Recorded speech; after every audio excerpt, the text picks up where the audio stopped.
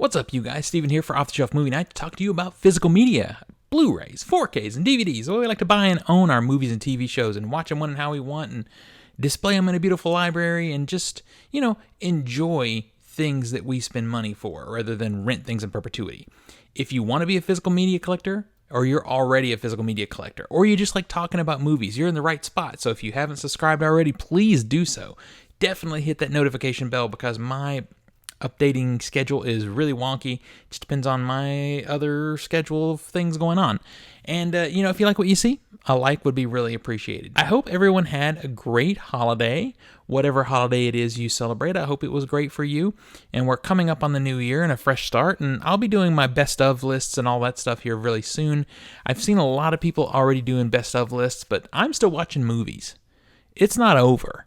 So I can't do any best of lists yet. I refuse to. I might be, low-key prepping that list and ready to adjust as needed based off what I see moving into the new year.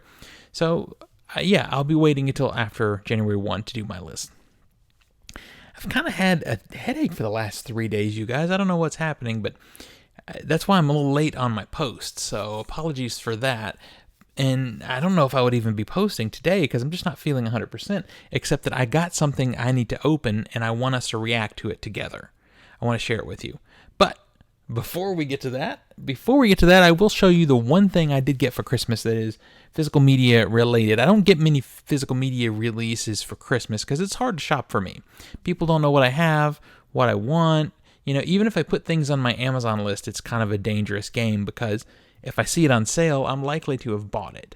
But here's something that I've been wanting for a while, and it's just, you ever have one of those physical media releases, you want it, you want it, you want to watch it, but you just never get around to picking it up. Well, that's this one, and I'm so happy I've gotten it, and I'll share it with you right now. It is called The Story of, let me look at the screen there so I can see The Story of Film, an Odyssey. So it is a documentary about basically that, the story of film. It's 15 hours long, and it's across 5 Blu-rays. Let me show you the back here. I know I got a lot of glare there. Let me come back a little. Put it right in front of my face. There. That's a little better.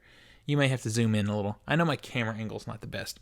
So anyway, the story of this is by a documentary filmmaker named Mark Cousins. It took him 5 years to make this film, and it literally does tell the story of film across 12 generations. And I have already watched the first 2 discs. This is kind of what I did with some of my holiday. You know what? Let me just adjust this light a little bit, you guys. Okay, it's going to be a weird cut when I edit that, but so what? I want you to be able to see this cover. There we go.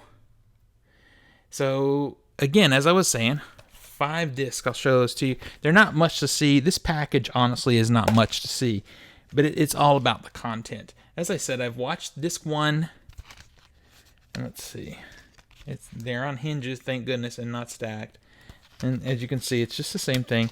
And I'll get to the elephant in the room in a second. So that's the discs, and so the first disc goes through the very first film ever made to the late 30s. Then the second disc picks up with the late 30s through the 50s, and it covers the addition of sound and color to film. I can't wait. I'm just now about to get into my favorite era, which would be the 60s and 70s. I love 60s and 70s movies. I love new movies too. I love every era of film, but especially the 70s, that's when I really start to kick in interest, because I love grindhouse movies and all that stuff.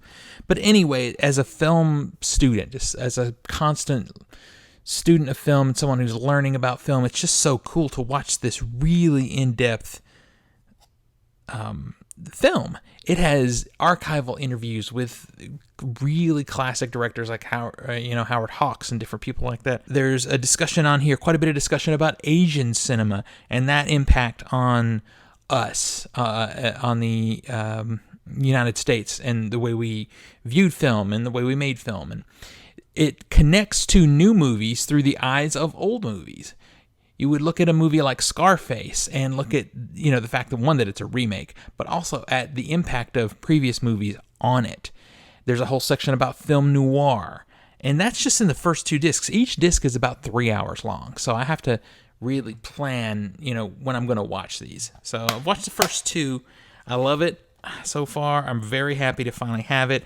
And now I have to buy, there's the second one called The Story of Film, A New Generation, that is completely all the way up to date.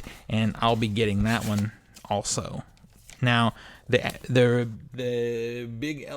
elephant in the room is, I know you guys have seen it, you guys have noticed it. I'll show it to you on this one. It's a little easier to see that rating there at the bottom. Obviously, this is a Region B release. It is, but I'm happy to report to you that it is all region, so it will play. It will play in your standard Blu-ray player. I'm watching it in my Xbox, if that helps. So if you're someone who really wants to know about film, I highly recommend it. It's 40 something, like $42, but it doesn't seem like that high of a price for this to be, 1, an import, and 2, to have so much content. So much content. All right, now to the thing I'm a little scared about. Got this in today from Best Buy, and it rained here, and it was wet. This is wet. So we're going to open this together and pray that it is in okay shape. I've been really hyped for this release. Trying not to show you my address here.